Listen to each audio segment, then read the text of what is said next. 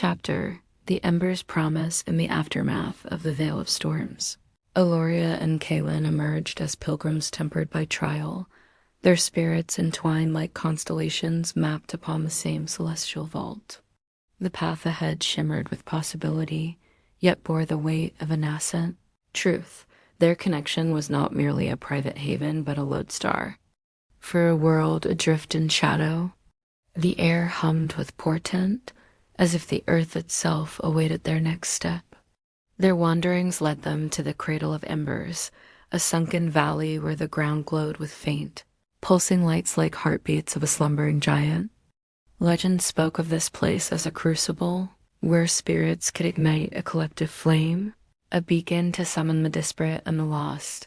The cradle was no mere sanctuary. It was a gauntlet, demanding that those who entered offer not only their light, but their truth. Eloria knelt, tracing the warm earth with her fingers. "This place calls to us," she said, her voice a zephyr. "Our bond has carried us through storms, but here it must become something greater, a clarion for others."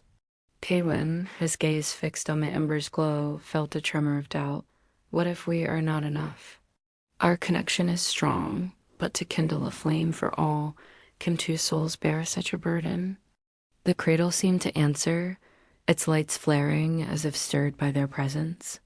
From the valley's edges, figures emerged, wayfarers, solitary and weary, drawn by an unspoken summons.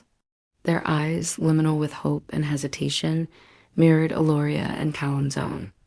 These were the sundered, souls adrift in the detritus of isolation, seeking the same ineffable thread that had bound the two pilgrims. Eloria rose, her heart a chrysalis of resolve. "We are not alone," she declared, her words cutting through the valley's susurrus. "Our connection is but the first spark. Together we can forge a conflagration that lights the way." The wayfarers gathered, their murmurs a tapestry of fears and dreams. One, a woman named Larian, spoke of a life spent hiding her spirit's scars, fearing rejection. Another, an elder named Torv, confessed to years of silence, believing no soul could hear his truth. Each voice was a tessera, and Eloria and Kaelin listened, their own vulnerabilities laid bare as an offering. Kaelin stepped forward, his voice steady despite the weight of eyes upon him. "We too have known doubt," he said. "But we learn that connection is not the absence of flaws, but the courage to share them. Let us offer our embers, our truths, and see what flame we kindle."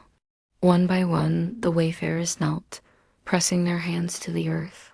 As they spoke their stories, griefs, hopes, the quiet aches of their spirits, the cradle's embers blazed brighter. Eloria and Kaelin joined them, their own confessions weaving into the chorus. Eloria's fear of losing what she had found, Callan's dread that his light was too dim.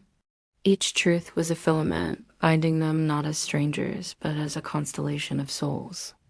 The valley erupted in light, a lambent pyre that rose like a phoenix from the earth's heart.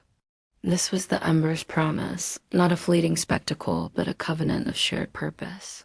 The wayfarers, now brethren, stood as one, their spirits no longer solitary, but part of a greater whole. The flame did not consume. It illuminated, casting rays that reached beyond the cradle, beckoning others to its warmth. Eloria and Kaelin, their hands clasped, felt the weight of their bond expand, no longer theirs alone, but a gift to the world. "This is our calling," Eloria whispered, her eyes reflecting the fire's glow. "To carry this light, to show that connection is the spark that redeems." As they departed the cradle, the wayfarers at their side, the flame lingered, a sentinel against the dark. The path ahead was uncharted, but Eloria and Kaelin walked with the certainty that their bond, now a beacon, would guide others to the truth. The spirit thrives not in solitude, but in the audacious act of reaching out. Finis Capituli.